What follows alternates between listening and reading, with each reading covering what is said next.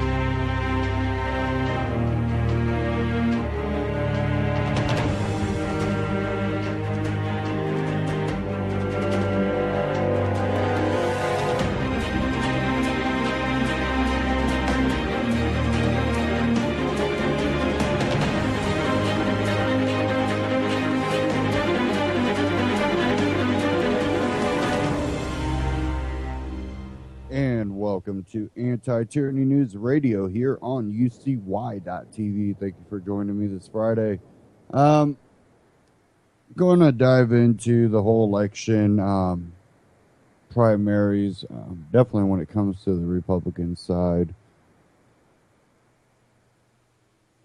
Sorry I missed you guys Wednesday. Had a lot of crap going on. But I did share the news via social media about, Rand Paul dropping out, being some of the big news Wednesday. And, that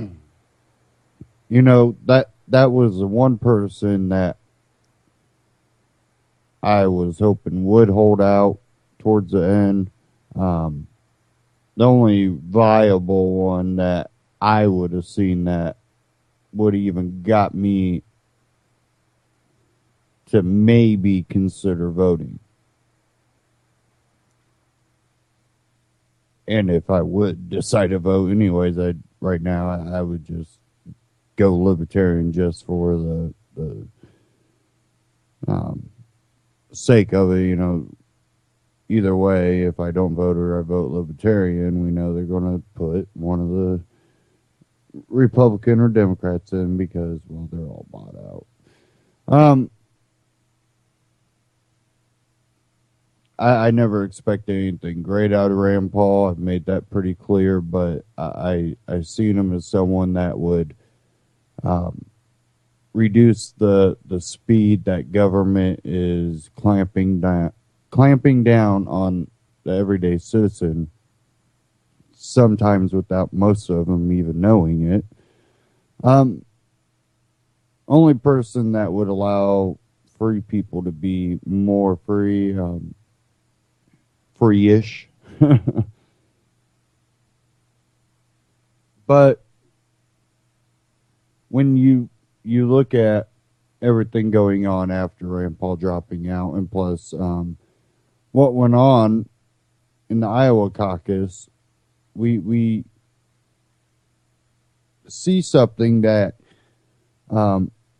us that were out there campaigning or, independently campaigning for Ron Paul back in 2008. We've seen the same dirty trick played. Ron Paul dropped out. No, he didn't. Well, they played the trick with Carson, and I don't have any hope for Carson, Ted Cruz, Donald Trump, none of them. Sure as hell don't want Bernie or Hillary. Don't want Trump. Cruz, I think, is a wolf in sheep's clothing. I've said that for a while. Mark Rubio, he's just a wolf. Carson, he's the sheep that doesn't step out of the out of line of the herd. Easy puppet, maybe. Easily manipulated, I believe.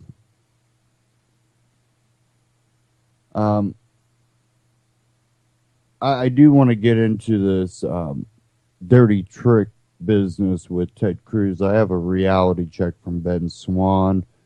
You can also find it truthmedia.com or Ben Swan on YouTube. I want to get into this because this is, again, similar to what they did to Ron Paul in 2008. So, and you can find old stories about that all over the internet. But let's go ahead and get into this. Reality check. Did Ted Cruz use dirty tricks to steal Iowa win?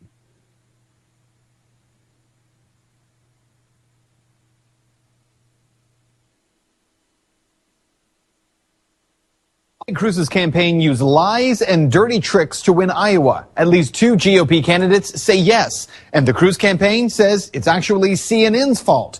What actually happened in a reality check you won't see anywhere else. Well, Ben Carson finished with only 9% of the Iowa caucus vote, and he says that happened for one reason, because the Ted Cruz campaign used a dirty trick to steal votes from him on Monday. And now presidential candidate Donald Trump, he is demanding that Cruz either be disqualified from the Iowa caucus or a new caucus be held. Why? Well, Trump and Carson are both claiming that the Cruz campaign stole the vote by deceiving voters. So here's what really happened. On caucus day in Iowa, CNN reported that Ben Carson was heading to Florida. CNN political reporter Chris Moody, he tweeted at 7:43 p.m., quote, Carson won't go to New Hampshire or South Carolina, but instead will head home to Florida for some R&R. He then tweeted immediately afterward, Ben Carson's campaign tells me he plans to stay in the race beyond Iowa, no matter what the results are tonight. CNN then took that announcement to the air. The story said that Ben Carson was not continuing from Iowa on to New Hampshire. He was not continuing to South Carolina. Instead, he was going home to Florida. That was a news story CNN had posted. And our political team passed it on to our supporters. It was breaking news that was relevant. There was no claim in the actual CNN announcement of a dropout. But the Cruz campaign, they jumped all over the statement. And the Cruz Iowa staffer, Spence Rogers, he sent precinct captains an email during the caucus hinting that Carson was actually planning to leave the race. Quote, breaking news, the press is reporting that Dr. Ben Carson is taking time off from the campaign trail after Iowa and making a big announcement next week. Please inform any Carson caucus goers of this news and urge them to caucus for Ted Cruz. Well, then Cruz surrogate, Iowa Congressman Steve King, he tweeted to his followers, quote, Carson looks like he is out. Iowans need to know before they vote. Most will go to Cruz, I hope. Well, the only problem with all of this is that Carson was not out. In an interview with Fox News, Carson says that his wife actually had to explain at one caucus site that he had not quit the race, and he says he actually won that precinct. Carson's campaign went on to release this statement saying, quote, this is a really dirty trick. I apologize to Ben for our team not passing on their subsequent clarification. But this is not a campaign that scapegoats our staffers, that holds someone out and fires them for political purpose. So, no, we're not going to scapegoat anybody. And actually, this is only one way that the Cruz campaign has been accused of dirty tricks in Iowa. On Saturday, the Iowa Secretary of State issued a statement that criticized Cruz for sending out this mailer, which featured the phrase voting violation. Quote, today I was shown a piece of literature from the Cruz for President campaign that misrepresents the role of my office. Accusing citizens of Iowa of a voting violation based on Iowa caucus participation, or lack thereof, is false representation of an official act. There is no such thing as an election violation related to frequency of voting. Now, the RNC has said that the Iowa results are final, and Ted Cruz says no one's going to be fired for what he calls an honest mistake. But if this were honest, then why for the next 45 minutes after the initial statement, and there were dozens of tweets as the caucus went on clarifying that Carson was not out, including, by the way, from Dr. Ben Carson himself, did the Cruz campaign not bother to pass along that information? Maybe Ben Carson says it best when he asks, quote, isn't this the exact kind of thing that the American people are tired of? That's Reality Check. Let's talk about that tonight on Twitter. So, what do you think? I honestly think that they knew what they were doing after it had already gotten out. I don't think initially. I think they misread the story or the tweet, and once it got out, and then they had a chance to correct it, they never did. And I think they're just trying to blow it off, but it probably did have an effect. But this isn't really what we need to worry about with Ted Cruz. And one thing I pointed out is his wife's ties to Goldman Sachs. I had an article here, and this is out of InfoWars, which InfoWars has kind of supported Ted Cruz in the Tea Partyist type way. But the more that comes out, the more you see that he's definitely a wolf in sheep's clothing, it seems. And I think we're getting to a point that if you consider yourself someone that wants to get towards freedom more and kind of get away from this big government, that maybe he might not truly bring that. He's speaking more of the rhetoric that George W. Bush was speaking before he actually took office.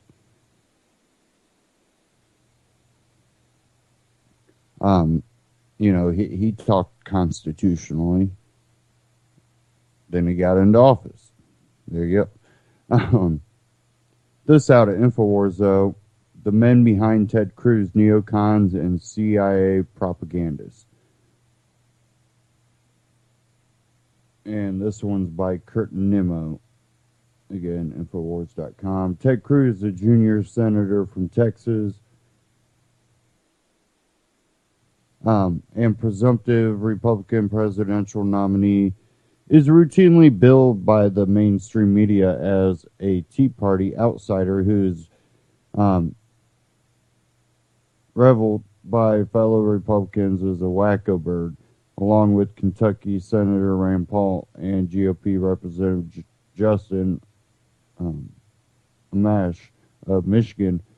It is not simply his wife's connection with Goldman Sachs and investment banking, which I've been bringing up from the beginning, or his unreported loan from the multinational investment banking firm. However, that betrays this image. A closer look at Cruz reveals he is a neocon insider, not a renegade outsider. His campaign manager, Chad C. Sweet, co-founded the Chertoff Group with former Bush and Obama administration Secretary of Homeland Security Michael Chertoff. Sweet, as a leader of the Chertoff Group, advocated for expanding NSA metadata collection. According to his bio on the Risk Management and Security Consulting Company's webpage, Mr. Sweet formerly served as the Chief of Staff of the United States Department of Homeland Security.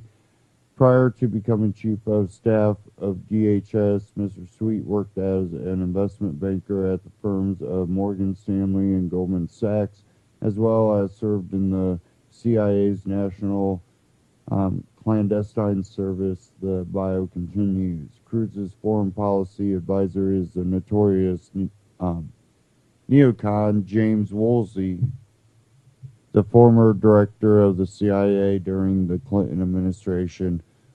Woolsey is connected to the now largely defunct Project for the New American Century, PNAC, as a think tank with an agenda formulated by top neocons William Crystal and Robert Kagan. PNAC was the forefront of the Bush administration push to invade Iraq. He is a former vice president of the defense contractor Booz Allen Hamilton and an advocate of the neocon hardline on Iran. Ted's foreign policy team includes Elliot Abrams, a senior fellow at the Council on Foreign Relations, and the son-in-law of Norman Podhoretz, a trailblazing neoconservative ideologue. Abram was a key advisor on Middle East policy at the National Security Council during the George W. Bush presidency and also a staunch advocate of the Iraq invasion, the hard line on Iran, and military strikes against the government of Bashar al-Assad in Syria. Finally, a volunteer working in public relations for the Cruz campaign, Dan P. Gabriel, is a former CIA covert action officer and a founding partner of Applied Memetics, a company focused solely on developing engineered influence for clients seeking to alter their tactical or strategic operational environments. According to its webpage, the company specializes in propagating memes that can move through the cultural sociosphere in a manner similar to the contagious behavior of a virus. In other words, Applied Memetics specializes in propaganda.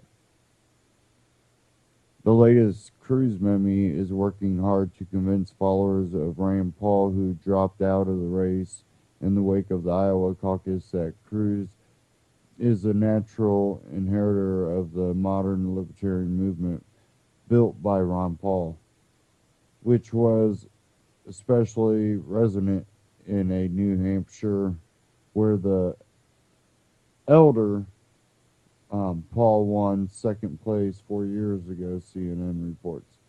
Cruz's entreaties appear to be paying off. A number of state legislators in places ranging from here in New Hampshire to the Paul family's Texas signed on to the Cruz team. Ted Cruz is not even remotely a libertarian. He is a neocon masquerading as a champion of liberty. If nominated and elected, he will continue the forever war agenda initiated by the Bush regime and further expand the high-tech surveillance police state. Unfortunately, many Republicans desperate to beat Hillary Clinton and the Democrats in November are buying into the illusion. And, I was searching around just for different articles on, the whole Ted Cruz thing. It was funny because I went by the Blaze and looked at, which I pulled it up on my app on my phone, but I looked at, 15, 20 top stories. Right here, CNN reports asked Barbara Bush for her thoughts on Trump. Fiery Chris, I'm scrolling through, and I'm still not seeing anything on Ted Cruz. And it seems like they kind of went silent on anything to deal with him until this blows over. When it comes to the whole Iowa thing. But they always like to try to play off of Ron Paul. Another article out of InfoWars, Ron Paul, Cruz not a libertarian, he's owned by Goldman Sachs.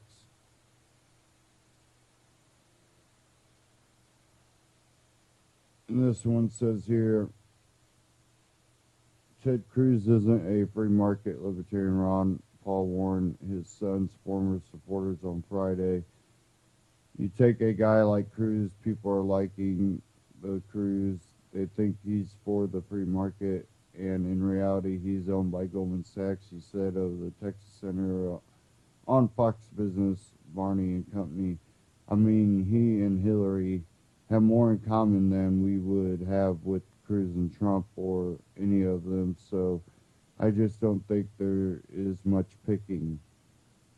It's hard to find anybody since Rand is out of it. Anybody that would take a libertarian position, hardcore libertarian position on privacy, on the war issue, and economic policy. Paul also warned that Democratic candidate Bernie Sanders wasn't much better during a Mises Institute conference on January 30th. Socialists will not listen to the argument that there's a difference between somebody getting bailed out by the Federal Reserve versus somebody who produces a good product and we, the people, vote them their money because they haven't cheated, stolen, or given us a bad product, he said. And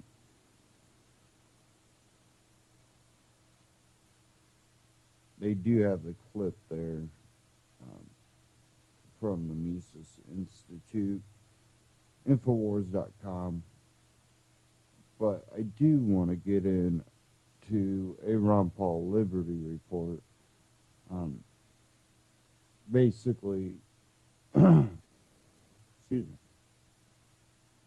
covering Rand Paul dropping out and his son.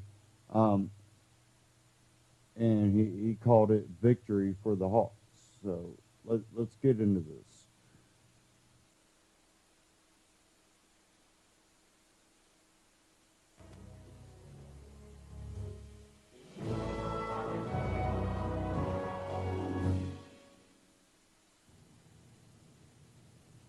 Hello, everybody, and thank you for tuning in to the Liberty Report. With me today, the co-host, Daniel McAdams. Daniel, nice to see you. Good to see you back in sunny Lake Jackson, sir. That's right. I made a trip to Iowa. I don't know if you noticed or not, but I noticed you were gone. manned the ship here while I was gone and did a great job. And then I stopped over at the University of Texas in Arlington and met with a lot of young people. 1,500 came out, and they were very strong on non-intervention, and they aren't anxious to start another war, let me tell you. So that idea is alive and well. But if you just read the reports, now that Rand had to drop out of the race with his disappointing showing, he just didn't think that he should pursue it any longer, which was disappointing to him, to the family, his supporters. But I guess he had to be realistic and make his own decision. But, on the follow-up, we have both looked at some of the articles. Not that we're the ultimate political pundits, but this is a little bit personal because it has to do with the libertarian philosophy, the libertarian movement, and our foreign policy. So the comments really reveal a whole lot, and there are several. I think you had a couple articles. I found a couple articles, and it's pretty amazing who's, they're like the politician. They win something and they declare total victory. Now, the thrust of these articles coming from the neocons, the pro-war people, is that, the neocons won. We beat the peace snakes and score one. Here's one article by Burgess Everett, Politico. Paul's demise, score one for the Hawks. Well, I guess, one little battle here, I would have to say they're correct, and we have to try to explain that and challenge it. But then there was another one by an individual called a conservative, Jennifer Rubin. So they picked her out of the thin air, and when they were picking her out, they said, "We didn't know you were a conservative Republican." "Oh, yeah, I'm a conservative Republican." So they bring her over, and she blogs and writes for the Washington Post. So she couldn't wait. I mean, she is probably one of the worst warmongers in the world. In 1 year period, she advocated 6 military attacks by the United States between 2014 and 2015. So that's how hawkish she is. And her article said, the out-of-step Rand Paul is out of the race. And she makes the case for it because, obviously, if he'd have been perfectly in lockstep, he wouldn't have come in fifth. He would have done better. But she wants to say because he did not do better with the evangelical war people who justify for theological reasons that we have to be in the Middle East, therefore it's a great victory. I have a few arguments against that, but you, of course, have looked this too. What kind of comments do you have? What kind of impression did you get when you started reading some of these articles? Well, you're right. I mean, they do want to make this all about one issue, and I think they're terrified of the fact that Rand, although he was not as consistent, I have to say, as you were in the anti-war message, and that disappointed a lot of people on the libertarian side, but just the fact that he mentioned that we should put a yellow caution light up before we bomb, I think it just terrified the people who really want to believe that they can declare victory for interventionism. So they had to get even a voice, any voice for peace out of the race. And I think that's why they're gloating. And it's basically, okay, case closed, it's over, no more discussion about this foreign policy stuff. Now, Everett's article said, they went on to say the big problem was he tried to nudge the party, like you say, toward a restrained foreign policy, which is exactly what we need. Then along came the Islamic State, Paris, and San Bernardino. Yeah. Well, you know, the Islamic State, that's a serious problem, but if they study it, they might realize that our policies haven't helped to hinder Islamic State, and they're using our weapons, and that's a total disaster. Paris, that was very, very bad, but Europe is not America. And because 28 people were killed in Paris, does that justify, you know, us kowtowing and changing our whole foreign policy and saying, you know, that we have to be more militant? In San Bernardino, 14 people were killed. That's a serious problem. But, you know, if you put it in a context of understanding foreign policy and why they retaliate, why they get annoyed with our occupations and so many people in the Middle East being killed, you know, it's a different story. But what about the other type of terrorism in this country that I worry about? And that is the inner cities. I mean, you and I and most of our listeners, probably most Americans, wouldn't feel free just to take hand in hand and walk down the streets of most parts of our inner cities. And 50 per night. Now, that is a serious problem, but, you know, there's no real concern expressed by that. But no, the 14, so they have to justify this. This is their justification that they can propagandize to move the warfare state, the military-industrial complex, and argue the case. Listen to the candidates now. They're all bomb, bomb, bomb. Let's go over there, and some are even arguing for troops. Yet I think they are way out of step with the American people. Well, they want to use the San Bernardino attack to push their agenda, that now we know that ISIS is a threat on U.S. soil. But how do we know that these people weren't radicalized by U.S. policy in the Middle East? In other words, how do we know that they were inspired to take this attack, not to justify it, but if we had not been bombing and occupying? They don't know that, and they don't want to talk about that. And I came across a quote by a former U.S. ambassador to Saudi Arabia, Chaz Freeman. He was Reagan's ambassador, and he's also well known as an expert. He's an Arabic speaker, which is pretty rare for someone of his stature. So he knows all about it. And this is his reaction last month when President Obama announced that he was going to send some U.S. troops back into Iraq and into Syria. This is really interesting. He said, on the decision, he said, it's a gift to ISIS, sending the troops back. It's what they want. And then he went on to say, as Ron Paul observed, they're over here because we're over there. The more we're over there, the more we're going to see of them over here. So here's an expert saying that essentially what you're saying is absolutely correct. But so far, we don't have the total attention of the people. We certainly don't have the attention of the evangelical community in Iowa. But I'm still arguing that's a narrow group. They don't speak for this country. They don't even speak for the entire Republican Party. Right now, the Republican Party in the country have an established policy right now that even Obama's following. Yes, they're bombing and killing and doing all these things. No troops on the ground, no troops. No American wants to do it. And then they are going back into Iraq, after all these years, and they go back to, a discredited president. I keep thinking about the time, when Bush was running in 2000. I go, oh boy, keep my fingers crossed. He talked about a humble foreign policy. We should not be arrogant. He says if we're an arrogant nation, they will resent us. If we're a humble nation, they will welcome us. And look what happens. 8 years of war, total discredit. Republicans lost the House and the Senate and the presidency in 2008. And here they're out screaming for that policy again. But and then the neocons, who are the true warmongers, they're the extremists, they're the radicals. They just want to go. But, of course, they're not going to get shot at. Some of our kids will get shot at. So the American people, I do not believe for a minute that what happened there in that primary and why the Hawks have gotten so much encouragement means that the country is going in that direction. But it does mean that we have to overcome, the propaganda.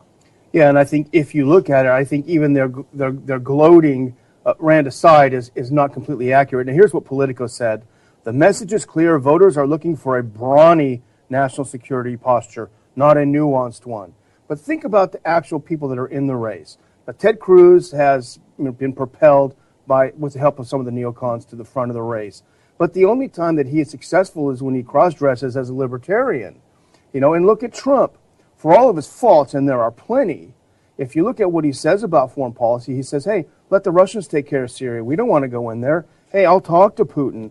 Iraq was a mistake. So the idea that these are the two front runners in the race who are, one steals from libertarians and one makes some noise that he doesn't want to blow up the world. So I think their gloating is premature. Yeah, I think that it's a disappointment when I hear there are some people who say, well, Ron's not in the race. I'd support him if he's in the race. But I guess I'm going to have to go with Cruz or Rubio or even Sanders. That makes me a little disappointed that I haven't done my job well enough. But, how do they get people to do this? The people don't want war, and I've said that many times, and yet they end up going for war. Whether it was talking the conservatives, the anti-war people, the old right, their position was not to go into World War II, and yet we were maneuvered into World War II. The propagandists got us maneuvered into World War I. They accepted the Korean War, and they were maneuvered again illegally and unconstitutionally into Vietnam. Total disasters. And now it's total policy. And yet, why do the people go along? I want to read a quote, which is a famous quote. A lot of the listeners may have heard it before, but it is so important because I think it's so truthful. And where it comes from is really this surprise, on why some individuals blurt out the truth. So we're going to get that on the screen here, and I'm going to read it to you in 1 second. But it is important to understand that the propagandists are very important. So let me get this here, and there we go. And here goes. Let me read this, because I think it challenges us, tells us a truth, and it's a truth that I want to change. And this is the way it goes. Why, of course, the people don't want war. Why should some poor Slav on a farm want to risk his life in a war when the best he can get out of it is to come back to his farm in one piece? Naturally, the common people don't want war, neither in Russia, nor in England, nor for that matter in Germany. That is understood. But after all, it is the leaders of a country who determine the policy, and it is always a simple matter to drag the people along. Whether it's in a democracy or fascist dictatorship or a parliament or a communist dictatorship, voice or no voice, the people can always be brought to the bidding of the leaders. That is easy. All you have to do is tell them they are being attacked and denounce the peacemakers for lack of patriotism and exposing the country to danger. It works the same in every country. Well, this is a quote from Hermann Goring as he faced the gallows after the Nuremberg trials. He committed suicide before that. But there's a lot of truth in that, and it still seems to work. But I think what we're trying to do is challenge this concept that the leaders are in charge. But I've often said the leaders reflect the people's opinion. So the leaders just don't go ahead and do things. They have to change the people's opinion. So people have to become alert that if it's propaganda coming from politicians, and Americans now are getting more leery of anything the politicians are saying in government, I think that's good. But there's more than politicians. These articles that we read, establishment media, they're always changing and conditioning the people. And it was one article here, I think it was Jennifer Rubin's article, is that Rand messed up because, his policies looked like he didn't care about national security. So they're arguing what we do is good for national security. We're threatened by terrorism. We're going broke. We're involved in all these countries. And the argument is to send more troops and bomb more people. And I think that is the challenge that we have. How in the world can we reach enough people to stand up to the government? And we frequently mention the fact that we stood up to the president about going to do the bombing in Syria. And he stopped and didn't even take the vote. But what did we do? We ended up bombing in Syria. Well, here's another example. I brought this along of the wonderful victories of the neocons. Here's a headline from today. Top ISIS commanders taking refuge in Libya. I thought we fixed that. I thought the neocons fixed Libya. Yeah. But, I wanted to say about the Goering quote, I think there's a very important lesson there that we should learn. And that lesson is we are not going to vote in non-interventionism. It's not about we just back the right candidate and we will have a peace and prosperity. This is a ground-up operation. You've known this because you've done it for decades. So people want to get so excited. I got to have a candidate. I got to have a candidate. But the fact of the matter is, it's education. It's changing the minds of the people. It's not about who you can vote in. Is this guy slightly better? This guy slightly worse? This is a long, hard road that we're hoeing.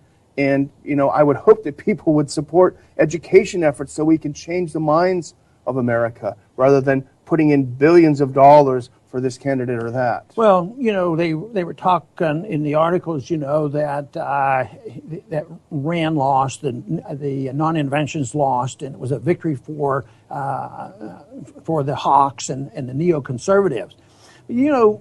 If we allow this to stand and allow people to believe, now they're using this for propaganda. You can't take that position now.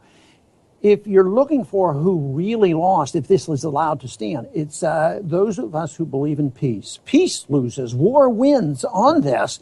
And yet I still say that what we have to challenge, that people can be brought along so easily. And we have to say, don't go along with it. And even some of my writings, I keep saying eventually people are going to have to resist. I mean, would you are you going to encourage your kid to become a buck private in the Army? It used to be we worried about the draft, but it looks like we have to worry about the draft again. And of course, when the draft comes back, they're probably going to be drafting women too. So the fact that there's even a discussion on that means that this stuff isn't going to end. But the concept of preemptive war is established. Bush the bum, who really, walked out in disgrace, his doctrine is still there. We don't have to have the Congress Act. We don't have to ask the American people.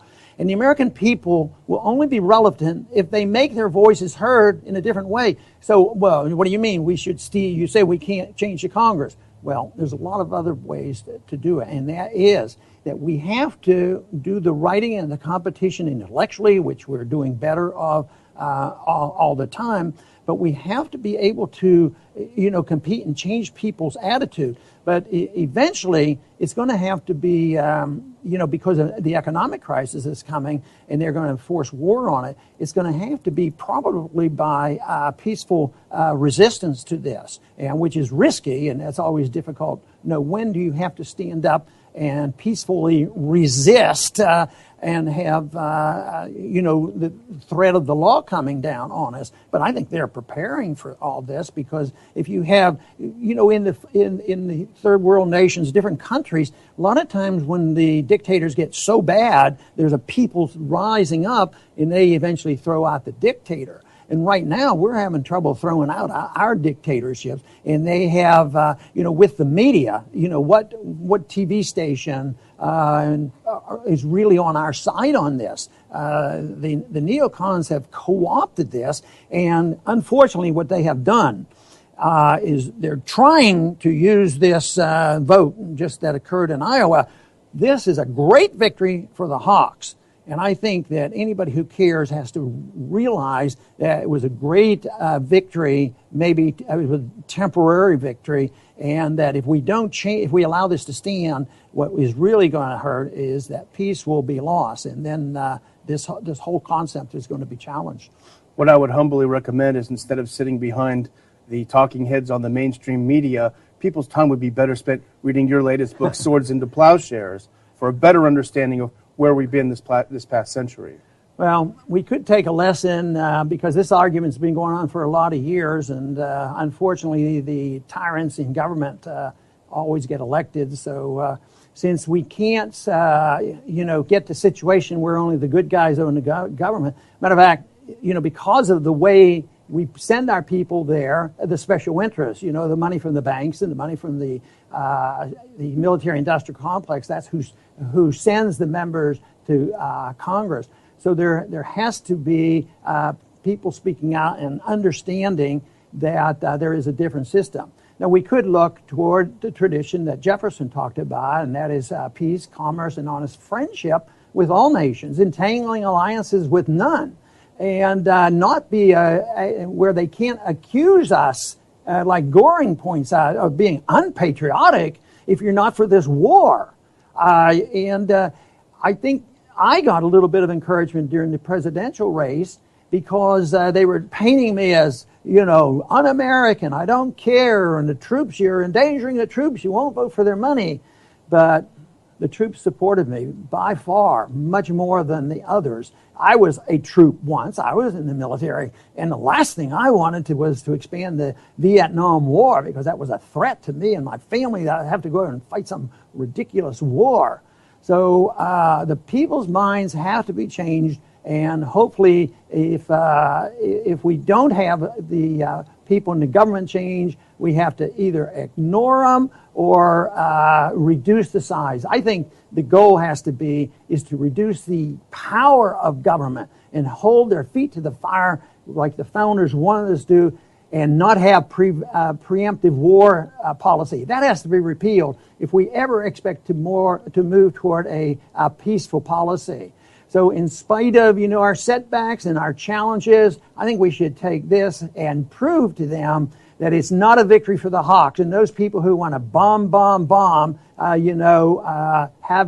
don't win. Just think of, when McCain was running, bomb Iran. He didn't win on this. Usually the people who sort of lie and fib and say, I'm going to be the presidential candidates for peace, then they turn out. Obama didn't run on war. He was going to stop these wars. And yet they changed their tune because behind the scenes there is control over the president. And my prediction now is that the two candidates that emerge, they're going to be neocons. They're going to be pro-war. They're going to be pro-military industrial complex. They're going to be pro-welfare, and they're going to be very much involved in using the executive order illegally. So it's a tough job, but let's turn this into directing our attention to the real issue and getting more Americans to understand why it's critical that we accept a very, very positive policy of non-interventionism. I want to thank everybody for tuning in today to the Liberty Report, and please come back soon.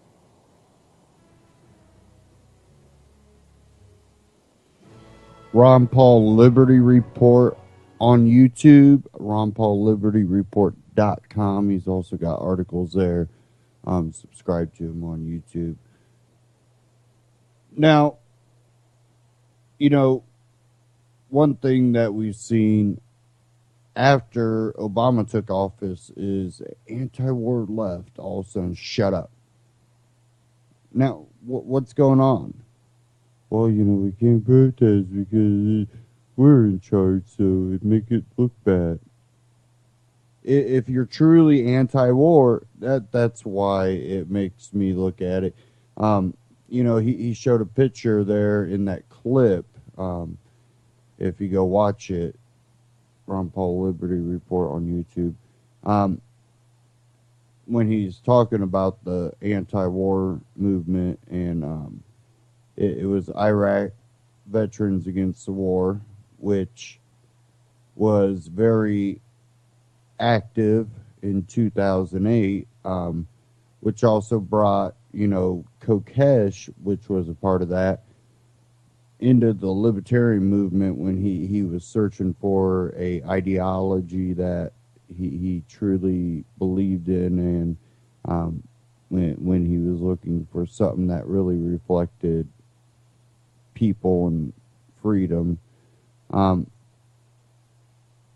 They were very active, and once Obama got in office, you didn't see them active really. Very minimal. When they were active, they put out a lot of good interviews that really still should be listened to and are still relevant, even though they no longer are active because their guy is in charge. But it was something that people like Kokesh and others have come out and really have stayed on target with the anti-war movement, but they're few in their individuals, not a big activist group that's supposedly anti-war.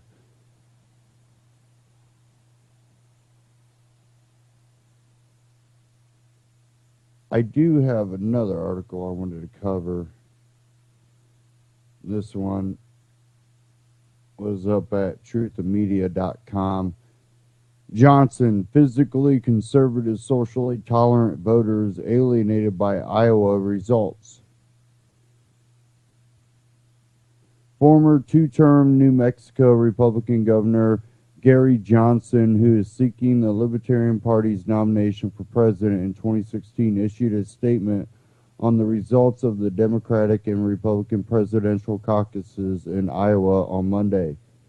To no one's surprise, the Republican who emerged from the Iowa caucuses did so under a banner of social intolerance and carpet bombing, said Johnson on GOP winner and U.S. Senator from Texas, Ted Cruz.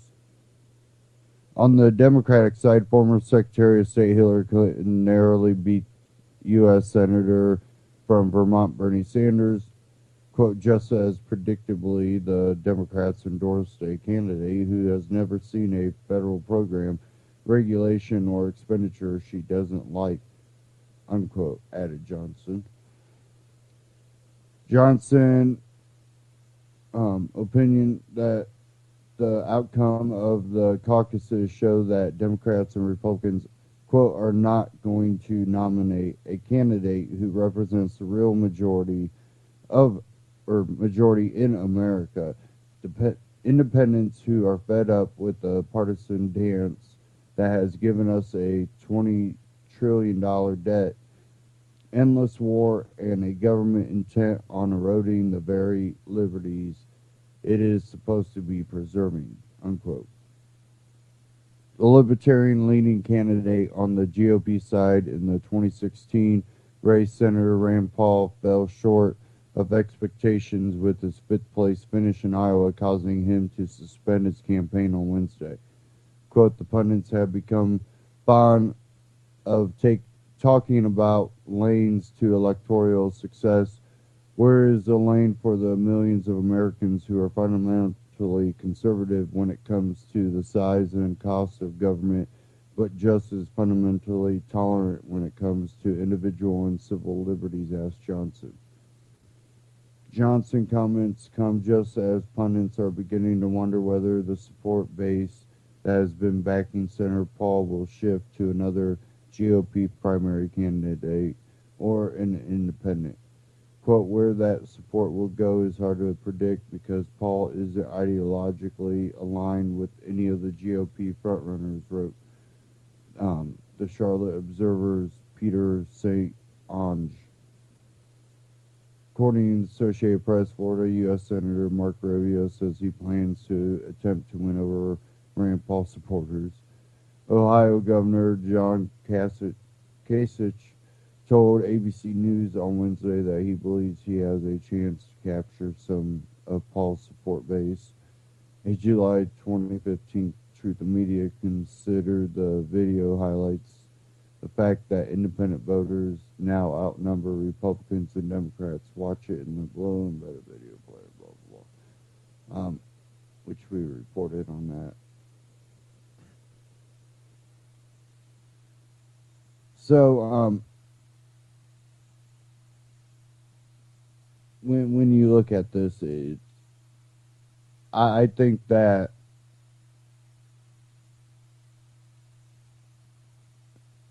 with the election system so rigged that it's really evident anymore that you see it all the time, that we can't take it, literal.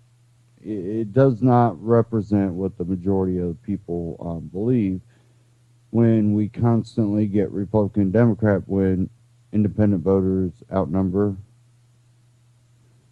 We have a real issue, and it's not truly being addressed.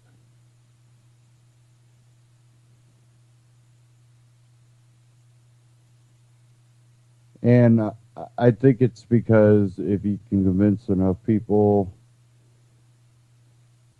through mainstream media that it doesn't matter what the truth is.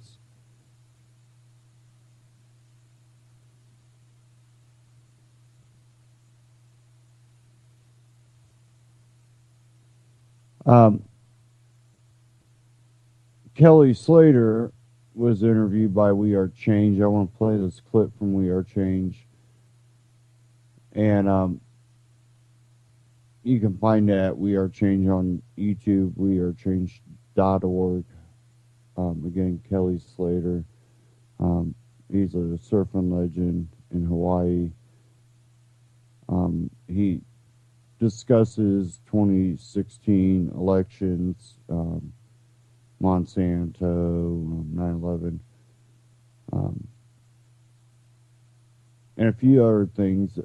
And it's pretty interesting that a lot of people don't realize there are people that are famous that understand what's going on. And I always tell people, they'll put the hints out there. You'll see them, and it's very subtle because they don't want to get blacklisted. So, for Kelly Slater to do this with We Are Change and come out and talk about this, it's something that's risky for someone that is popular to do. Luckily, it's considered extreme sport, so, it will probably pan out just fine for him. But we'll get into this here. We Are Change.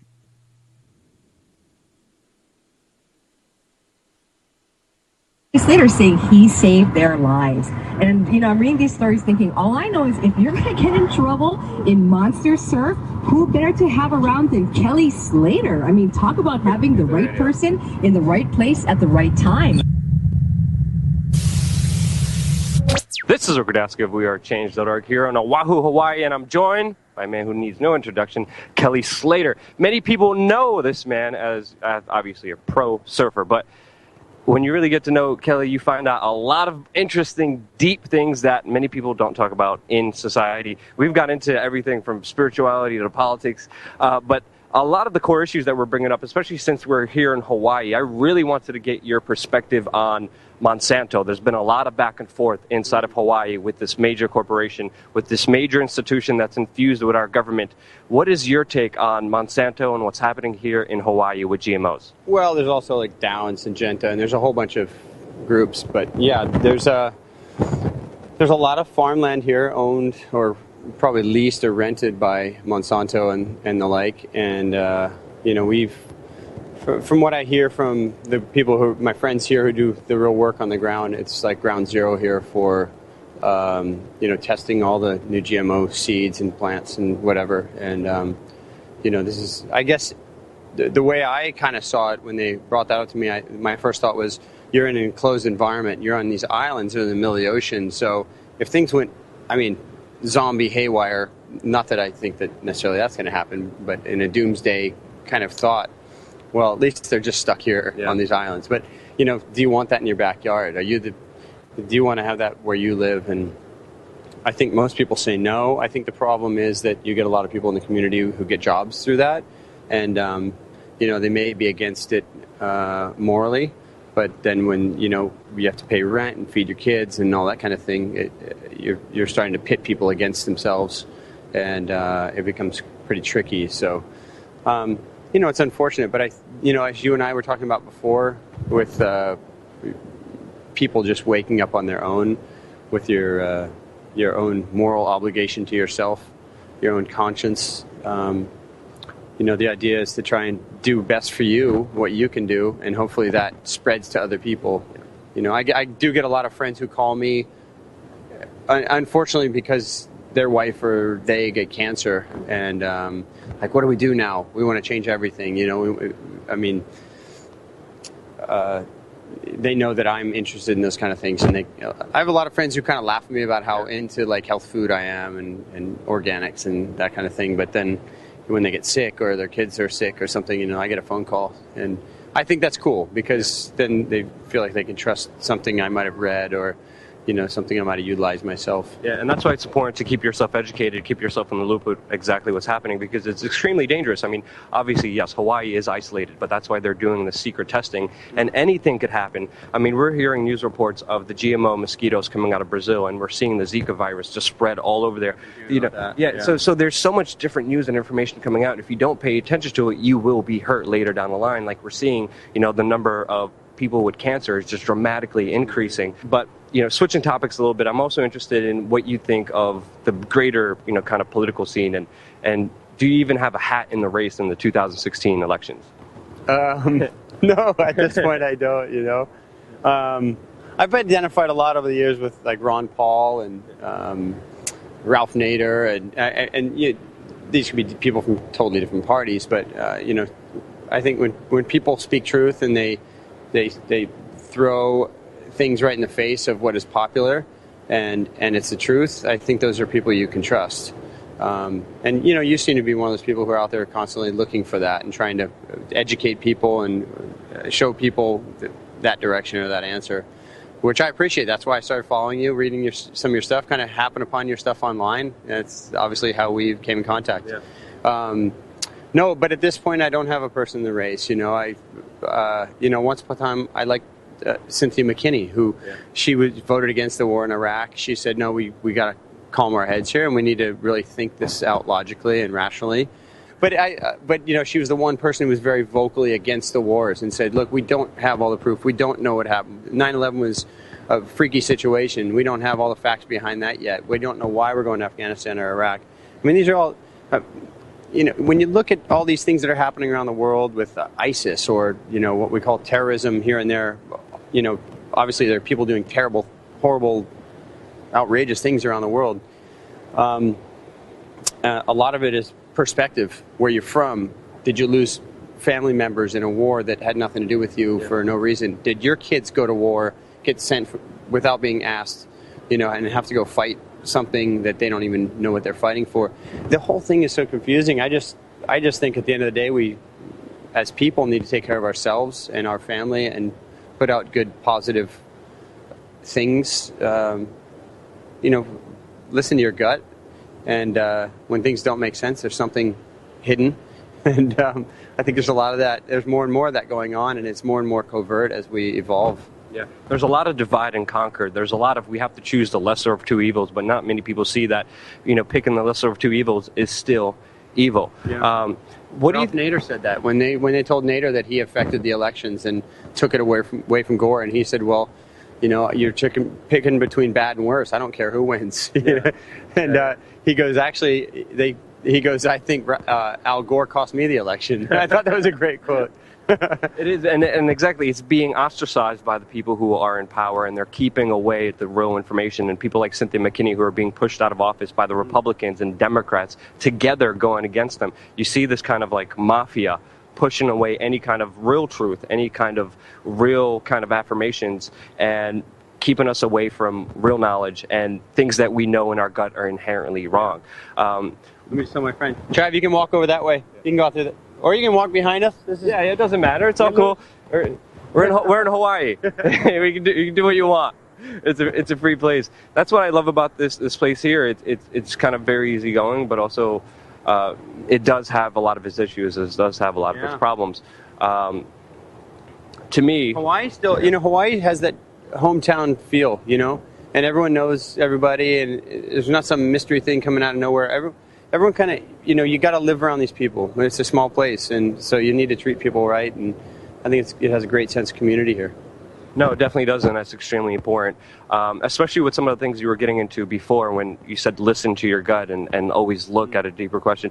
How have you kind of gotten to this point that you're at right now? Because, we slowly see an awakening within the population, seeing a lot of the problems, doing something about the problems, but how did you get to where you are right now, being able to see the problems and also understand them in such a way that you do now? I started basically getting away from mainstream media and started reading alternative media at some point about, probably right after 9/11. I, like anyone else, would just sort of heard the official story that we were told in mainstream media and kind of believed that. And then, I don't know, there's a lot of things that are just fishy about the whole thing to me. There's so many questions. There's never been an independent investigation officially launched, to answer all the tough questions. And a lot of those tough questions are from families who lost family members. Yeah. And I think those are the most important people to listen to. I personally didn't lose any friends or family members. I lost friends of friends, but, I wasn't directly affected in that way. But our future was affected. We've been in multiple wars since then. We've alienated or, villainized millions of people around the world since then over things we're, as normal citizens, aren't very aware of what the reasoning are. Like, it's sort of that Vietnam thing again. These guys, my godfather went over and fought in Vietnam. He flew helicopters in Vietnam. And anyways, I've talked to a lot of people about that. And there's a lot of guys going over there not knowing what they're fighting against. You see what Muhammad Ali went through when he said, I'm not going to go fight these people. They didn't do anything to me. And, that's kind of how I feel, And if somebody were to come into my house and do something, try to steal or hurt someone, of course I'm going to fight. But, until that day, I'm not going to go and mess with the hornet's nest and cause a problem. And and unfortunately, I sort of feel like metaphorically that's what we have done in America. I love this country. I love the life I've been given. I love the opportunities I've had. I think it's the best place in the world. At the same time, I think that we sometimes cause problems that we don't necessarily need to either handle, they're not really ours, or that we could, steer clear of. Well, if you truly love your country, if you truly are a patriot, you're going to try to make your country the best it could be. And that means checking authority. That means questioning authority. That means, being able questioning to... yourself. Yes. Questioning yourself a lot. I mean, for me in my profession, in surfing, I've been my harshest critic. And that's, I think, what's helped me to become my best. Or, as close to being my best I could. I mean, being harsh on what I do. And looking back at myself, and unfortunately, I think that has, on a personal level, I've probably been hard on some people close to me in my life because that's my approach towards myself. But I think that we need to really always second guess everything we, not second guess, but always question our reasons behind why we do things and the intent behind it and the result we're going for. And I don't know. I mean, you're taught as a kid not to beat people up to teach them a lesson. You know, you got to talk through it. And diplomacy has somehow vanished on the international political scale. People would rather villainize someone than to go and understand them and talk to them. And I travel around this world, man. I know a lot of people from a lot of different religions, a lot of different cultures, a lot of different races of people, and there's great people in every place I go. And there's also people who've been through a lot of hardships that are misunderstood and need someone to listen to them, not to be attacked anymore. So I don't know. And people are the same wherever you go. You know, people are all dealing with the same similar kind of struggles, and you know, and ultimately you go back in history to some point, we all came from either the same community or same person, or you know, we all are related somehow. So yeah, I'm very happy you brought up the introspection, the stuff that you said about yourself, because that's also really key, listening to your gut, but also looking and examining yourself and being critical of yourself, because if you don't do that, you know, you're no better off than someone else denying the truth to, you know, the world. You have to be very honest with yourself, and a lot of times that's not easy, but once you finally are honest, you know, life is a lot better. You're able to correct a lot of the mistakes and not hurt the people in your life after you're able to face that bad truth that you know, once kind of did. You know, same with me, you know, going through a journey of like insecurities and a lot of ego and a lot of pride.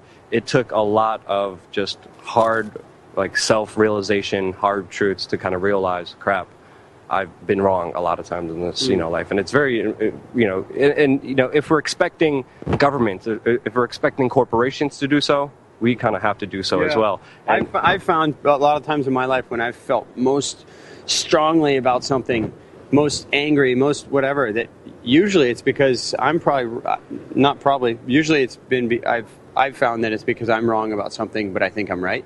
And so I'm trying to cover it up and don't realize it. Yep. And so those have been freeing moments for me when I feel like I've discovered that, or I know I have, and realize, oh man, shoot, I got to go apologize for how I acted. Yeah. You know, and it's not an easy thing to do, but you know, with enough practice, no one's perfect, but at least you'll be more, you know, a lot better than some butthole who doesn't give a damn, or you'll be a lot better off than Monsanto. when you apologize, it humbles you, and you also you open yourself up to the vulnerability and all that, but you also open yourself up to knowing someone or something better. And I think that we don't realize that we're trying to avoid that because of our insecurities a lot of times. So is it safe to say, screw Monsanto, investigate 9/11, and vote for nobody? Those are pretty solid. That's a pretty solid platform to start with. I would say that's a good starting point. Kelly, thank you so much for everything. Is there anything else you want to say? Anything else you want to share? Anything else you're doing? You're in the news right now. He's in the news right now for saving a toddler and a mother. He's a very humble guy. Anything else you want to get out there to the world, and anything else that you're doing? No, you know what? Just to give you that story, because I didn't really talk about it in the media, but we watched this big wave swamp this woman who was a friend, sort of a friend of mine's wife, and I didn't realize it. She was running her baby carriage with headphones on. She didn't see the wave. She got swamped. Me and a buddy and about 3 lifeguards ran over and sort of helped pull them up out of this. They got washed across the road, through the woods, against the fence.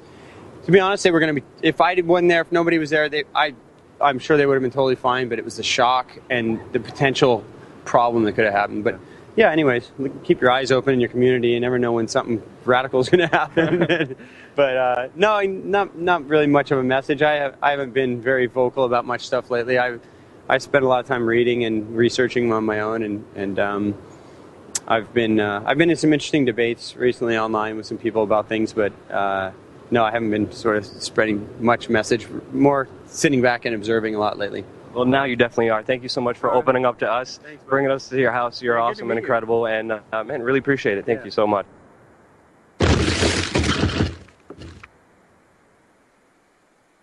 So you also see that, you know, these people are not, you know, dumb. Oh, he's a surfer. You know, he's one of those, hey, man, what's up, dude? No, you know, we do have famous people that know what's going on. we have some of them in libertarian movies. Try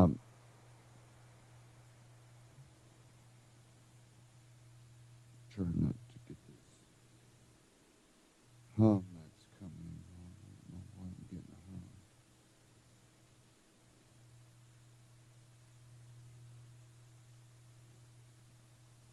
a hum. Okay, well, I might have a little bit of a hum there.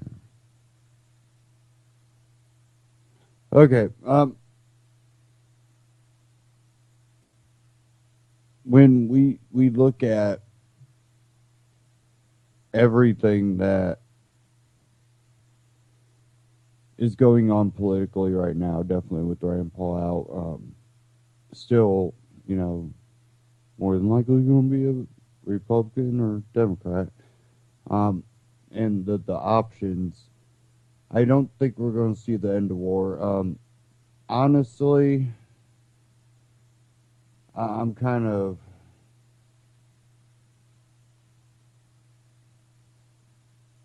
I'm worried about what's going to come out of the next president because of the choices we have. And I really am worried. So I think that we are going to look at this election as one that we absolutely need to pay attention at the local level.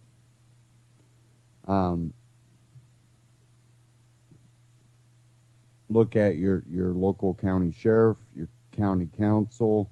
Hopefully you don't live in the city. If you do, be very, very active on that. More than likely, if you live at least not in a big city, very, very small town, city, you'll have luck. In the county, you can usually have pretty good luck. But you really need to make sure that you're getting more libertarian constitutional people that have been pretty outspoken advocates of it just in a social manner in the community.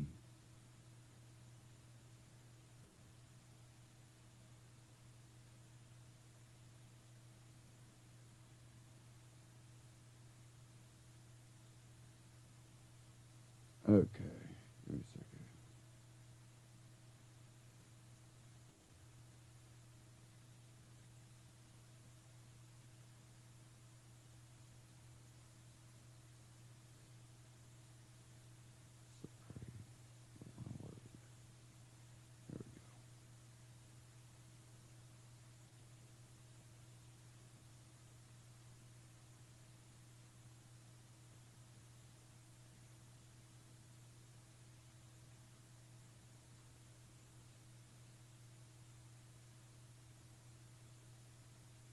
And one thing that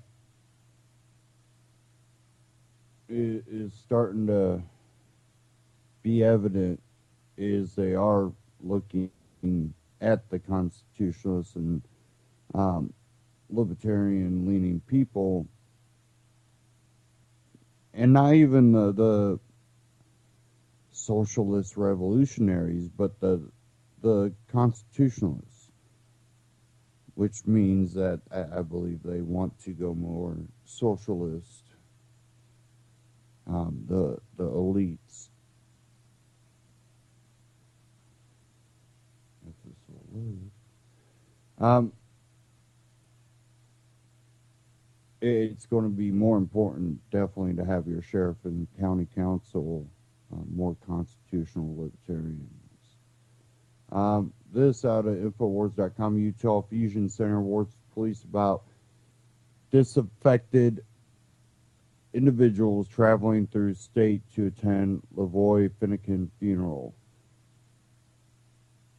Cops to be on the lookout for Gadsden flag and other dangerous symbols. Fusion Center, Utah is advising law enforcement to be on the lookout for caravans of extremists traveling through the state en route to Arizona to attend the funeral of Lavoy Finnegan. A number of individuals, several of whom were present at the Burns, Oregon occupation, are planning caravans from Utah and Nevada to travel to the funeral and show support. A bulletin issued by the Utah Statewide Information and Analysis Center reports the bulletin advises law enforcement should remain cognizant of the likelihood of the presence of domestic extremists traveling within their area of responsibility, a military acronym. This may include both militia extremists and sovereign citizen extremists. The SIAC bulletin produced on February 3rd mentions an unspecific number of social events related to the Finnegan funeral to be held in Kanab, Utah this weekend, which could provide an environment for extremist activity. The Utah SIAC is currently monitoring activities surrounding these events to assess any potential threat toward law enforcement or to the public safety of those in attendance. The SIAC is also in contact with fusion centers in surrounding states to facilitate information sharing regarding the upcoming event. SIAC believes armed extremists and potentially volatile persons may seek to initiate a confrontation with law enforcement as they pass through Utah. These individuals may adhere to a sovereign citizen ideology and may not recognize law enforcement as a legitimate authority. The bulletin provides visual indicators likely to be used by disaffected individuals, including the Gadsden flag, the 3% flag, the Oath Keepers militia symbol, and sovereign citizen imagery.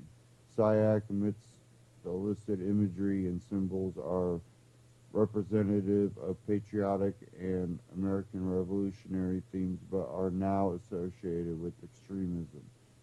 The SIAC report is similar to a previous report issued by the Missouri Information Analysis Center entitled The Modern Militia Movement, released on February 20th, 2009. A copy of the report was sent to Alex Jones by an anonymous Missouri police officer. The MIAC report connected supporters of the militia movement to former presidential candidates Ron Paul, Chuck Baldwin, and Bob Barr. It also cited patriotic imagery and symbols, including the Gadsden flag, the common law sovereign citizen flag, an upside-down U.S. flag commonly displayed as an official signal of distress, and the First Navy Jack. In March 2009, Chuck Baldwin sent a letter to the governor of Missouri, Jeremiah Nixon, protesting the Missouri Information Analysis Center document designating him, Paul, and Barr as domestic terrorists. The letter demanded the MIAC document be immediately removed from any and all website associated with or maintained by the state of Missouri or any agency thereof, including the MIAC. After InfoWars published the MIAC report and Baldwin sent his letter, Highway Patrol Superintendent James Keithley put a halt to circulating the report, and Missouri Lieutenant Governor Peter Kinder called on the director of the Public Safety Department to be placed on administrative leave pending an investigation of the report.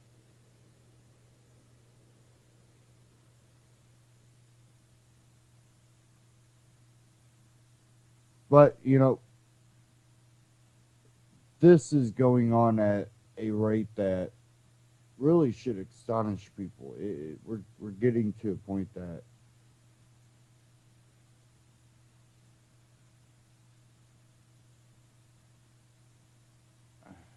I don't know. It's like people will buy into anything that makes them emotional, makes them angry. And I think it kind of represents just how angry, you know, the majority of society is, that you will have people that will go with Donald Trump. Now, there's certain groups that you automatically know are going to go with Donald Trump, but then there's other groups that I think are just too emotional to think about it and step back and really look at it. There was another article out, or actually, I think it was a clip. Let me see if I bookmarked it.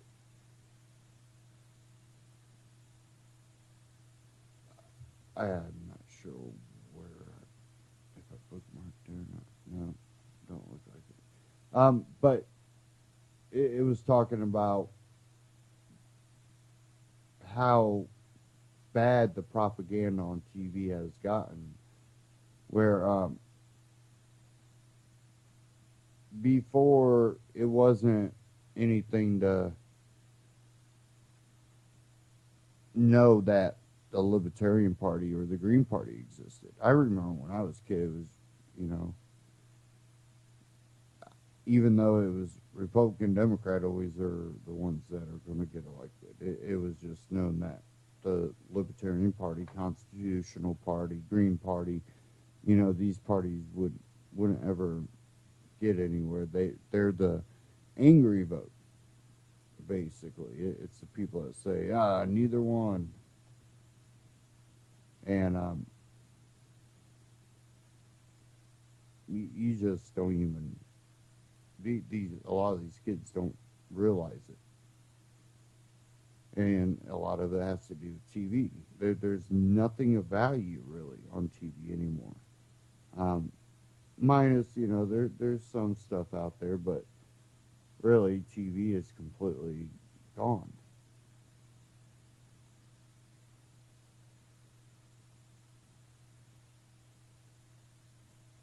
Newsweek's even come out, put an article out, Sanders and Trump, it's the 1930s all over again.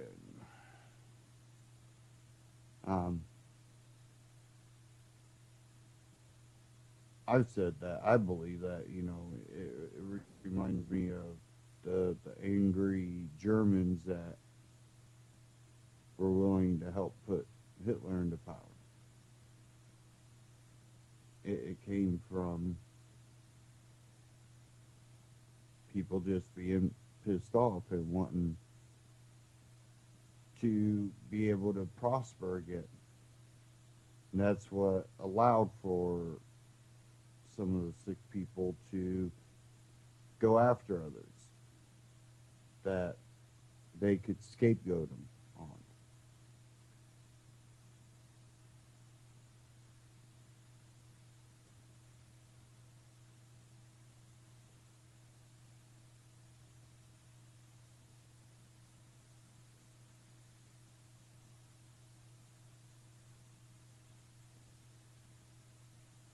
on. There was an article that just came across my news feed that I did want to look up here.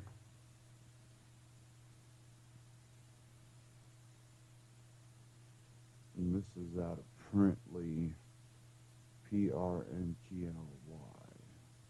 I don't know this website, so I'm not going to cover it.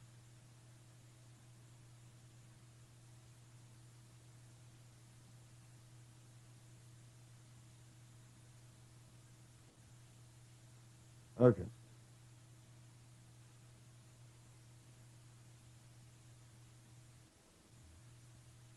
And we'll get these articles up here. I've seen one on Drudge I wanted to pull up here.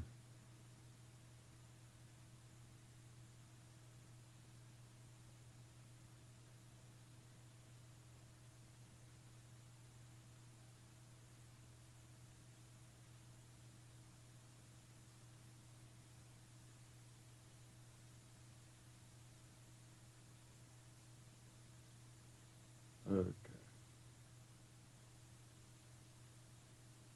This is something that kind of goes into the whole New World Order, and oh, that's a conspiracy theory.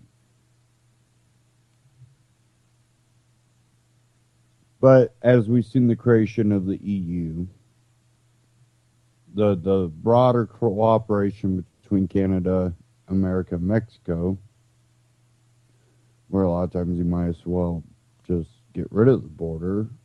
Really, the law enforcement and federal agencies cooperate with each other when it suits them, and kind of normal. This one, UK wants authority to serve warrants in the U.S. This out of USA Today.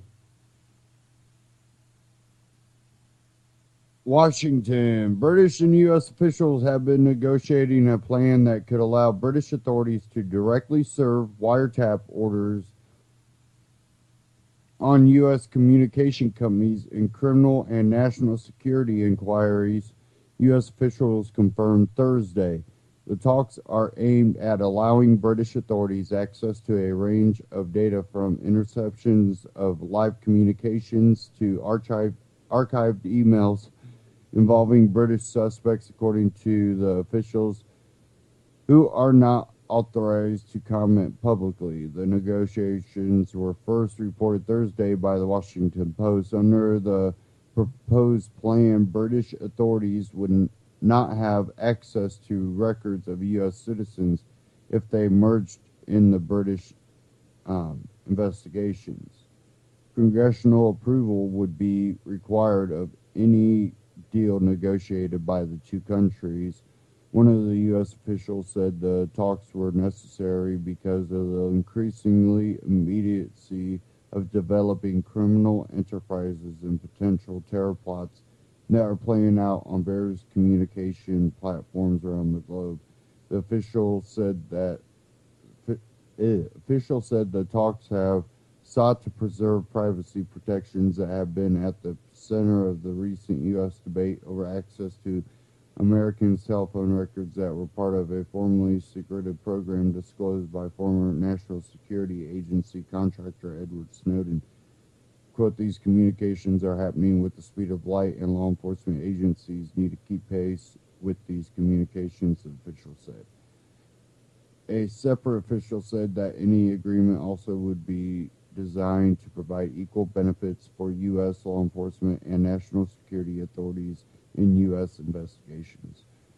Quote, such agreement would ensure U.S. access to data stored in the United Kingdom in support of law enforcement, terrorism, and other transnational threat investigations, and support our partners' ability to investigate serious crimes as well as terrorism and other transnational threats on a reciprocal basis, that official said.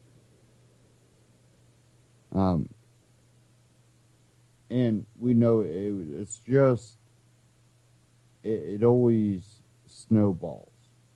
It never just stops there. We just understand that now.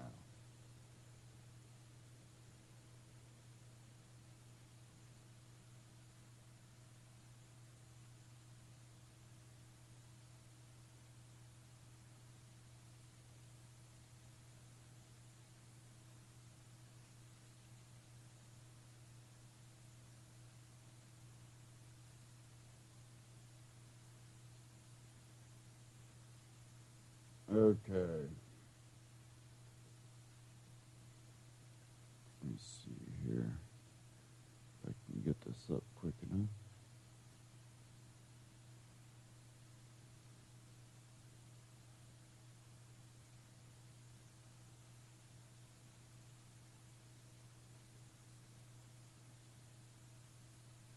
Okay. Now, back to the propaganda and stuff. Where we are right now, it really represents the dumbing down of society, and it really does start with the children, and we see Common Core and all this other crap going on. But even when we look at that, we also forget about how much children spend in front of the TV. And then as adults, we have a lot of adults that spend their time in front of TV. A lot of times it's sports, NFL, basketball, and every commercial has propaganda in it. And then the news, if they tune into mainstream news, because that's just, that's what you do. They tune into, any of these mainstream media companies, and they're getting told only the information others want them to know rather than looking it up. Definitely with the internet nowadays, you can find not only the mainstream media, but other alternative media articles. And it seems to be, when you talk to a lot of these people, they all say the same things. They're all propagandized, and they don't even realize it that, as a libertarian, there's a lot of libertarians that I disagree with things they do or things they say, how they act. That doesn't mean that, we don't believe in liberty. We don't have to agree on every little thing. We understand that lifestyles and, we choose to live our lives as we want without harming the other. Just because I don't like something doesn't mean I believe they should stop, or I should have the right to tell them or force them to stop. And they can't vice versa, with me. It's one of those things we live and let live. But I want to get into this AMTV short one here. The most powerful entity on Earth, MSM. So, let me get into this here.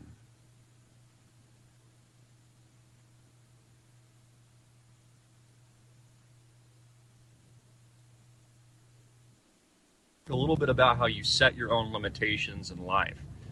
Whatever you believe is reality. Perception is your reality. Everything else truly is an illusion. Let me give you an example. If you go to bed at night and you say things like, I wish I was wealthy, or I wish I had a better job, or I wish I had better relationships, you're basically only admitting to yourself that you're not that person, that you don't have those things, that you're detached from that reality. And in essence, you're making that your reality. How you view the world is your reality. What you think about is what you become in this programmable society that makes up the most powerful entity on Earth. Guess who said that? And guess what it is? The mainstream media, the MSM. And it's funny, yesterday I was looking this up because I was scripting together stories, I often do. I believe in the power of the written word, and so I'm writing some things down. I'm like, do you capitalize Earth, the most powerful entity on Earth, referring to the mainstream media? Do you capitalize the E? And so I wanted to know the rule. And then I noticed that the guy who said that was Malcolm X. And I had to think to myself for a minute, was that something I came up with on my own? Or is that just a part of the lexicon that makes up society, that makes up the algorithm, that makes up Google and big tech and this educational brainwashing system that makes up America today? Again, just a handful of corporations, folks, own basically the entire media. You've got companies like Time Warner. You've got companies like 21st Century Fox. We have new emergent companies attracting the millennial generation like Vice Media, owned by Shane Smith, now estimated to be worth over $4 billion. Pretty incredible. But you only have a handful of companies that have traditionally owned this entire media experience for a reason. Owned by large corporations to control the masses to keep you in chains. But I talked about this yesterday, how everything is changing now, how we're moving into this programmatic, if that's the right word, if I'm saying that correctly, algorithmic society, this robotic society, where now the machines, the AI, the technology, and the robots are truly taking over. And people are losing jobs. I mean, for every job technology creates, it destroys 1,000, if not more. You don't have to pay a robot a salary. You don't have to give them health care. You don't have to give them benefits. You don't even have to put up with their shitty water cooler talk politics. You don't have to do any of that. You don't even have to pay them. They never tire And once you've made that lump sum initial investment, you just maintain the machines. Maybe you hire one guy to run the thousands of machines in your plant that are now building all of our cars or building furniture or stocking shelves or making food or any of that. Again, most of the products you get in the grocery store come from like just a handful of companies. I mean, that's the reality of our society today. But back to the mainstream media, the most powerful entity on earth. How we're programmed from such an early age in this matrix that makes up our modern society, this control system, this re-education camp is truly what it is. Psychological warfare. I mean, from an early age, we've got the TV on in the background. Maybe your parents are playing it, and they've got commercials running of Coca-Cola or Pampers diapers or anything else. It's just programming into your mind that this is how society works. This is what is expected of you. These are the rules. And it basically squashes any kind of innovation. It quells the disruptor. And I mentioned Vice Media. You know, they're one of these companies that kind of came out of nowhere, although Rupert Murdoch made like a $40 million investment in them, taking about 5% stake ownership in the company. You have disruptors that kind of shake things up, and then they just merge in to the giant corporations and to this giant web that made up the control system in the first place. It's really quite interesting. You know, the more I've been around, the more that I realize that there needs to be an elevation of our consciousness, that there needs to be a greater awareness, which I really think that there is. You know, the American people waking up, the people of the world unifying in a sense. And I'm not referring to a one world order or one world government or anything like that, but unifying in a sense with our consciousness. Understand that this is a control mechanism, that all of this is propaganda, it's nationalism, it's patriotism. You know, all these things, I'm not saying they're bad, but we're being conditioned by our slave owners. We are the bitch and the bitches of this system. We are the bitches of these giant corporations. We are the bitches of Wall Street. We are the slaves of these Washingtonians. People like Hillary Rodham Clinton, these criminals. I mean, for crying out loud. How do they commit these overt criminal acts, from Benghazi Gate to blowing up their email servers to lying directly to our faces, people like Barack Obama, etc.? How are these people even allowed to walk around Washington, D.C.? They're freaking criminals. I mean, there was a guy, I'm forgetting his name right now, he's in the biotech field, and he's in jail right now, and I think he pleaded the fifth or something like that here recently. Like, he's in jail and being targeted for running like a Ponzi scheme or something like that, but all these criminal bankers continue to walk scot-free. You know, Bernie Madoff was a scapegoat compared to the Jamie Dimons of J.P. Morgan Chase or these other corporate tycoons that run big money and these Wall Street firms today. These guys walk scot-free. There's not a microscope on them. There's a microscope on these, you know, small fish. Bernie Madoff, a small fish. This biotech guy, I can't remember his name, I'll flash it up on the screen, a small fish. You know, it makes up, again, this matrix that is this control system that makes up this artificial reality that has been used and institutionalized all of us to enslave us from the get-go. Again, you can't do this, you can't do that. You know, go get a job, sir. You know, what I think is really cool about our society now is how some of these non-traditional career choices actually are the most successful. For example, what I do, totally non-traditional, yet I employ people. You know, we have this amazing company. We're growing exponentially day by day. You know, it's something that wasn't supposed to work before, yet this disruption is actually working better than the old model. You know, the old model isn't what's working anymore. This old characteristic of the nuclear family and, you know, you're going to get a job and you're going to get a pension, you're going to be taken care of by the government is no longer panning out because it's a big friggin' illusion. It's an upside-down pyramid scheme. There's no money left. I mean, the national debt's at what, $19 trillion plus now, and it's expected to exceed $20 trillion in the not too distant future, all due to the criminal acts of the money system that makes up the Federal Reserve, that makes up the printing presses and the petrodollar relationship and how this ties into oil with the rest of the world. But all of this changing dramatically. We see the push of corporate devils like George Soros, where he's, you know, wrecked economies in the past and destroyed currencies. We see people like that supporting this new world order environment, supporting candidates like Hillary Clinton or Barack Obama. really with their entire aim to destroy the fabric of our society here in America, destroy the makeup of what it had meant to be an American, what it had meant to be free, to have these fundamental, inalienable, God-given rights that made up the constitutional republic in the first place. I mean, these people really, their aim is to destroy the very fabric of our society, to destroy the very fabric of the American family, the cohesiveness, our morality. You know, it's why we have a society now where there's a lack of a lot of that. You know, where it's almost considered strange if you're a conservative or you're religious or you have old, what people will call and refer to as old or archaic values, or you value things like the Constitution, for crying out loud. It's what the country was freaking founded on. You know, people like the Hammond family are in jail. The Bundys are in jail. You know, the American patriot is now considered a freaking terrorist, while at the same time, Washington, D.C., Barack Obama and Hillary Clinton are arming terrorists in places like Syria, are radicalizing and overthrowing governments that aren't their own.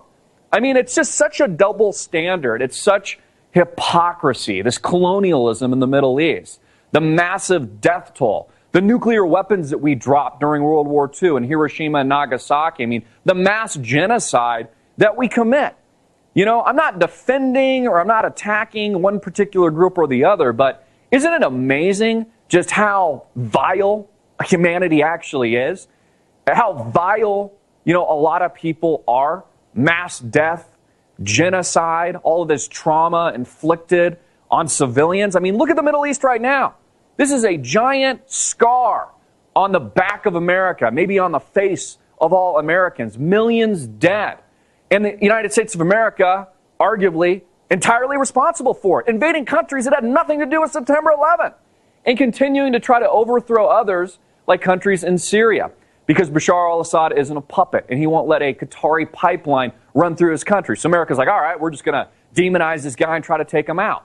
And so now we have this new axis of good versus evil, but it's really switched itself. We have this emergence of the East, Russia and China, this war of worlds against the United States, Western nations, which are on the decline. You know, why do you think they're pushing for war? Why do you think the country is building up to war? Why do you think we're at war now? We're engaged in this great war now because America's on the decline. We've spent ourselves to infinity. We have a lack of morality. We have this societal decay. We have an upside down pyramid. And then we have a bunch of millennials. And I'm not knocking millennials at all. A lot of them tune into this channel. I think millennials are great, but it's not supporting the old structure. Social Security, government benefits, this idea that you're going to get pensions, etc., it's not supported by the current model. So what you're going to have is social chaos, folks. You're going to have revolution. You're going to have re-revolution. Patriots in America are going to be targeted as terrorists. They're going to aim to take away your guns. Policies that the Manchurian candidate Barack Obama has been instituting from day one, because this is a part of the George Soros One World Order government campaign. The same reason he sponsors the Democratic Party. The same reason he sponsored Barack Obama, and he sponsors Hillary Rodham Clinton to this very day. These are the men behind the curtain. These are the men behind the scenes, the big moneyed interests that not a lot of people talk about. You know, we just, point a finger at Obama or point a finger at Hillary Clinton, or the masses get caught up in the bullshit divide that makes up the two-party system, which is just a fabrication, an illusion that you have a choice. When you don't. There is no freaking choice. We saw this at the Iowa caucus where they had to flip a coin 6 times, which Hillary Clinton won 6 friggin' times. I mean, what are the odds of that? It's like 1.5%. You know that was rigged. You know that was bullshit. Just like this dramatic improvement in the polling in Iowa we saw from Marco Rubio. Bullshit! Because he's supported by the moneyed interests. Why do you think they had Microsoft there tallying the votes? Because big tech is the United States government. He who tallies the votes determines the outcome. And Americans are like, oh yeah, it's like a real election. Like we're going to decide like who's president. Like the president even makes any decisions. He doesn't. Okay? He is a figurehead. He is a puppet. He has been, they just basically, paint a pig. They put a bunch of lipstick and makeup on him and put him in a suit and think that he speaks well in front of an audience. I mean, that's all it is. It's all a fabrication. It's all an illusion. Our entire fabric of society is literally hanging from a freaking thread. I could just break it like this or flick it with my finger. I always find it amazing that we actually have order in our society, that there isn't more social chaos, that there isn't more upheaval, there aren't more revolutions and re-revolution, that there's not more anger in the streets, that there's not pitchforking. I mean, we didn't see enough in 2008 and 2009. People are like, oh yeah, we got raped by the big banks. Big deal. Yeah, they stole trillions from us and basically took our personal property away from us, a constitutional civil liberty, and then we bailed them out with trillions of dollars. People are like, you know, those banksters be banksters. You know, Jamie Dimon becomes a billionaire as a result. People really don't care because we're all institutionalized. We're all a byproduct of this. We've all been brainwashed. We've all been propagandized. These societal controls have been instituted for a reason. They're jammed down our throats, and we're supposed to drink the Kool-Aid from an early age for a reason. There's peer pressure among your peers for a reason. People say you can't do things. You can't be this. You can't have this career. You can't have this job. Bullshit. You can create any reality you want. Everything else is a fabrication. Everything else is an illusion. You know, repeat after me. You are powerful, America. You are powerful, world. You are strong. You are brilliant. You are creative. You are amazing. You don't need anybody else. Nobody else controls you but you. You are free. That is your inalienable God-given right. Our founding fathers knew this. You can accomplish, do, be anything you want to be. And that's exactly what the George Soroses of the world don't want you to know. They want to put a lid on that creativity. They want to put a lid on that bright light that makes up our humanity. They want to create that system that enslaves all of us. Yes, we don't see the physical chains anymore. They're not as prevalent as they were in years past. We've got a history of slavery in this country, for example. We saw how the white man and Americans wiped out Native Americans, essentially, in years past. Maybe the physical chains aren't as great, but now they're digital. Now it makes up Facebook. It makes up Google. It makes up Microsoft. It makes up all these systems that now control us. What did Matt Drudge say? It's the digital ghetto, and we're all their bitch. We're working for the freaking man. You know, it's time we use our own creativity. We use our own brawn. We use our own brilliance, our own genius. You know, AMTV is the voice of the people. We are fighting this convoluted propaganda web that makes up the most powerful entity on earth, just like Malcolm X pointed out not long ago. You are a part of that process. We are disrupting and shaking up the system. This is the real grassroots. This is the real media, what you're tuning into now. And we're going to continue to rattle that cage, folks. We're going to continue to shake things up. I'm Christopher Green. You've been tuning into AMTV, Alternative Media Television, hard hitting it in your face, and click the link below to support our sponsor.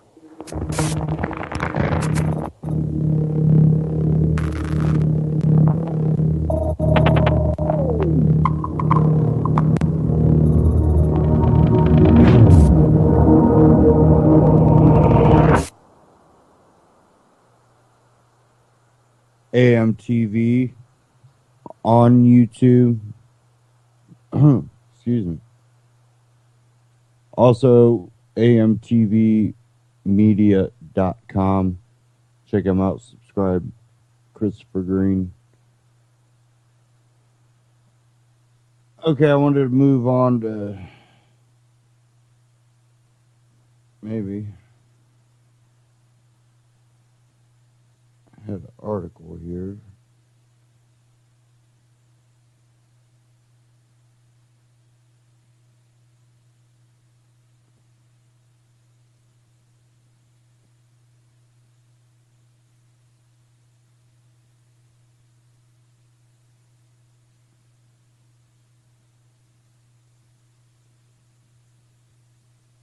It was about the EP. There it goes. I find it in my bookmarks.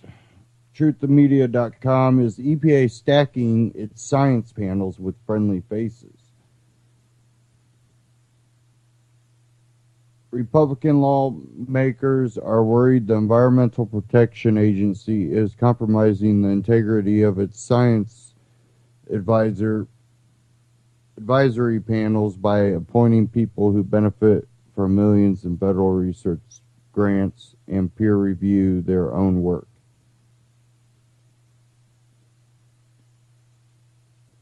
which is a claim that is made through a lot of federal agencies. Quote, I have observed EPA under the Obama administration cherry picking the same allies to serve on its advisory committee and its subcommittees at the expense of having an open and robust process for selecting external advisors. Oklahoma Senator Jim Inhofe wrote to EPA's administrator Gina McCarthy regarding how the agency chooses experts to sit on its Clean Air Scientific Advisory Committee. The majority of CASAC members have also received considerable financial support from EPA, which calls into question their independence and therefore the integrity of the overall panel. Inhofe added in his letter sent Tuesday. CASAC is a panel of experts EPA uses to provide advice for agency clean air rules, called National Ambient Air Quality Standards. The EPA is periodically required to update National Ambient Air Quality Standards for various pollutants like ozone and particulate matter and uses CASAC to evaluate its proposed rules. In recent years, however, Republicans and EPA critics have pointed out the agency is appointing scientists to the panel who have gotten millions of dollars in federal research grants. Critics also claim EPA is appointing people who fully support increasing the agency's regulatory authority.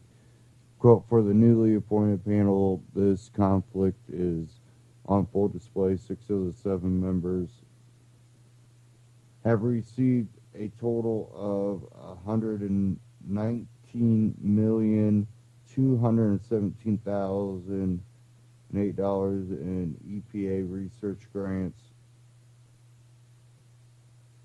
Inhofe claimed that in his letter, as evidenced by EPA's newly appointed CASAC members, this misguided and opaque process calls for renewed congressional oversight.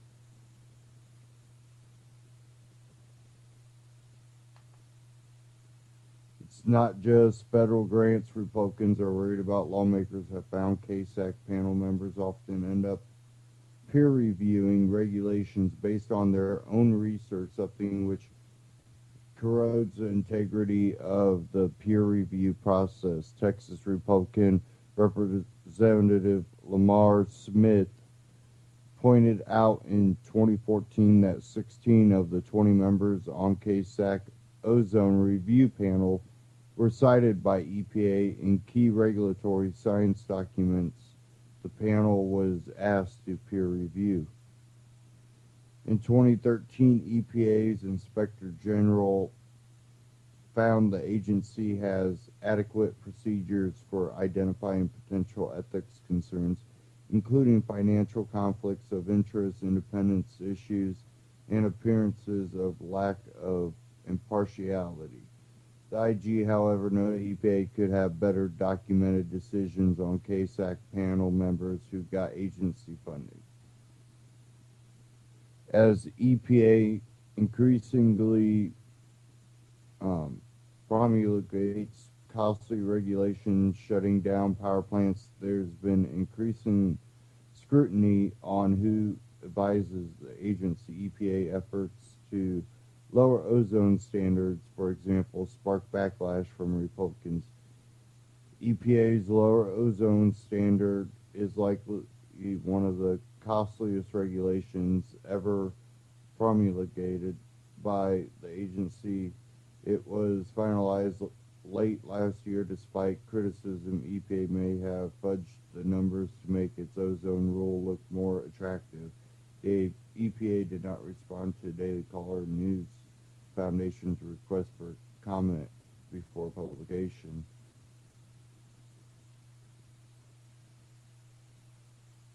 And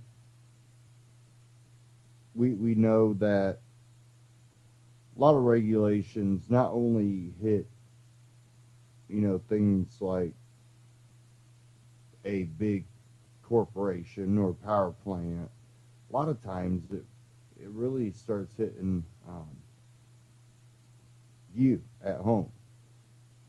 You got places that use a lot of this, not just EPA, but even local regulations about collecting rainwater. You're taking clean water from people by collecting it. At the same time, they'll allow a company to pump it out of the ground and sell it.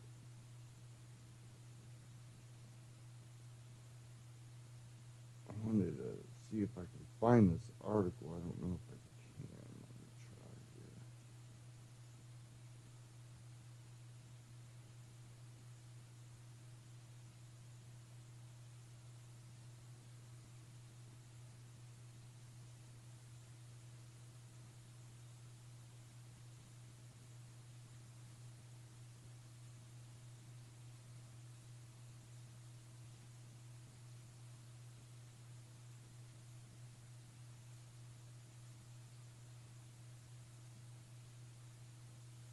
I'm not finding it. I know I have it somewhere.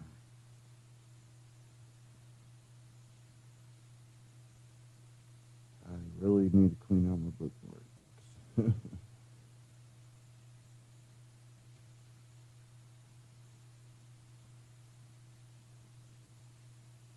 I'm going to check one other place real quick.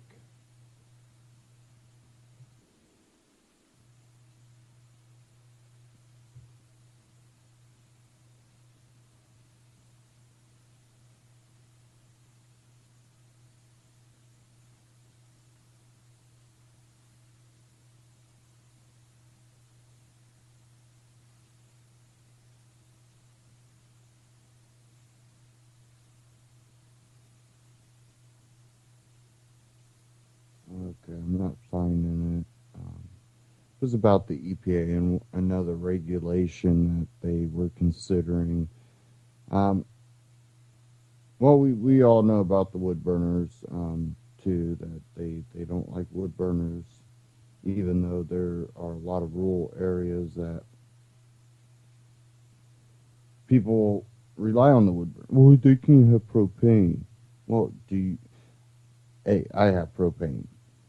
People don't realize sometimes what it costs. A few winters ago, 2 or 3 winters ago, it had gotten so cold out and it was so windy, and just, even though, I took some measures to insulate and try to hold in the heat, I ended up spending in a 4-month period, even though the last fill did last me mostly through the summer. I still end up, paying out $1,300 for propane, and there's a lot of times it can cost you a lot. And I know people that heat their homes. They have propane, but they don't really turn it on. They can't afford to. They rather use it for their stove. They use a wood burner, and they can afford to, use their energy to chop up wood and make sure they have enough wood, because they don't have the cash to continue to refill their tank all the time. There's things that people don't realize, definitely if you live in a city, about living out in rural areas where you don't have natural gas, or, some people, even if they run natural gas out, I've been chopping wood and heating my home for a pretty decent price. Definitely people that have property with woods on it. It doesn't make sense. And when you start realizing it comes down to even more about control, then you start realizing This is something that, whether it's clean air or saving a spotted who knows what, it comes down to controlling what people are allowed to do. Now, we're at the end of the broadcast, so I want you guys to remember to check out ucy.tv. There's a